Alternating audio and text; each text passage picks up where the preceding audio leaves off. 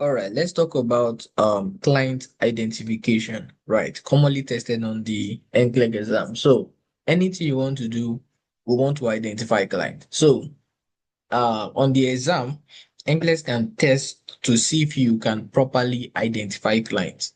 Most especially when NCLEX is going to be testing you, NCLEX want to see how you know that identification of clients is very important. That is one. Two, NCLEX want to see if you can spot mistake that is commonly done when trying to identify clients. So that's what we are going to be focusing on today.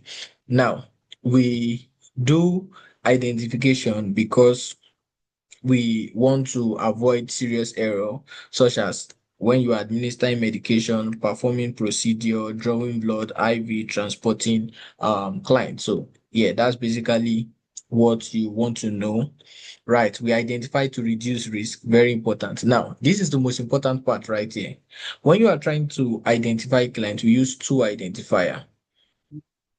So this is what you want to know: full name, date of birth, medical record number. So anything aside this, please always check your answer keys. Now, if you have your answer keys like this right now, option 1, 2, 3, 4, and the NCLEX is talking about verification, make sure that your verification include all this. Right. Sometimes might be the full name, date of birth, medical record number, but anything aside this, and you are saying in on that particular option, please don't select the answer as it is very wrong. Now, let me show you the common things you will see. Never use room number, bed label, physical appearance.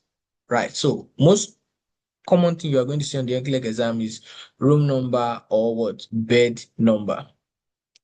Right. Now, when the NCLEX is saying verify using room number, that is wrong, because the only verification that is accepted is what? Full name, date of birth, medical record number. So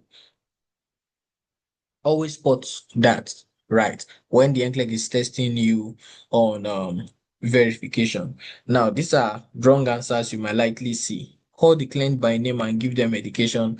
Ask the family member to confirm client identity. Check the client room number and wristband. Compare MAR with the client bed number. These are wrong things, because remember, we only use the full name, date of birth, and what? Medical record number. So situation on the NCLEX exam will involve during medication, when you are going to use client identity, before procedure, blood transfusion, right? Commonly tested during blood transfusion, right? So you need to know that, right? Diagnostic tests, clients with cognitive impairment. Now, there's for clients with cognitive impairment, you need to know this. We use their handband and the chart, right? Not client self-report, because they have cognitive issues. So we use an armband and their chart. We use a family member only if the client is unable to respond, right? And you have no other means. Remember, we said we were previously, before we made mention of no family member, but family member can apply to patients who have cognitive issue, and will only be applied if the client is unable to respond. But if they can respond, we might not need family member. But if the client is able to respond, we don't need family member, right? If the client is able to respond, we don't need family member. Now let's answer this sample question right here. Right. So the nurse is preparing to administer medication to a hospitalized client. Which of the following actions should the nurse take first? Right. So you are trying to administer medication, and the NCLEX is asking you for first thing you need to do. Now, check the medication label 3 times. Ask the client to state their full name and date of birth. Obviously, this is your answer. Scan the medication barcode.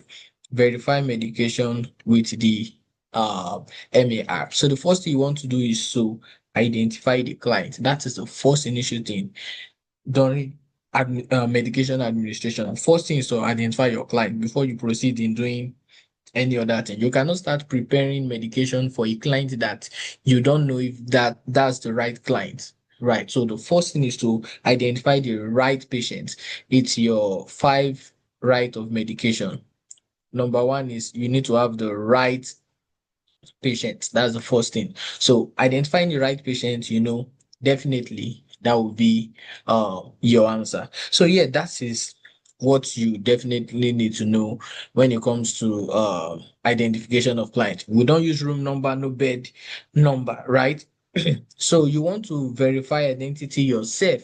You should never delegate, right? Don't trust just the wristband. You must confirm verbally, except in situation whereby the patient is having cognitive issue. You want to use the armband and then the chart. Right, but if they cannot confirm verbally, we want to confirm from what? A family member. So you need to know that. Now, if the client non-verbal confused, verify using chat, wristband, involve family member as needed. So yes, that's what you definitely need to know about identification. Commonly tested on the exam, so you need to pay attention to key things like this.